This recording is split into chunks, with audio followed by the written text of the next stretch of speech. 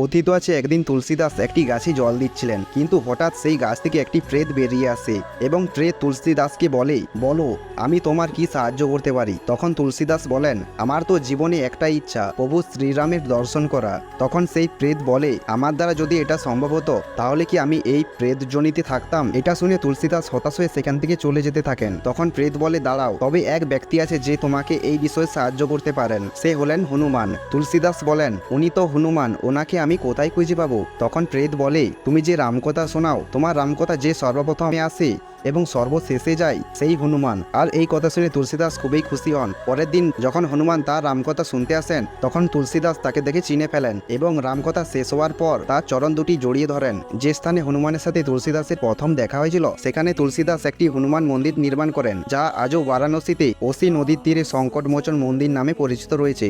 সবাই একবার মন থেকে বলুন, জয় শ্রীরাম, জয় হনুমান।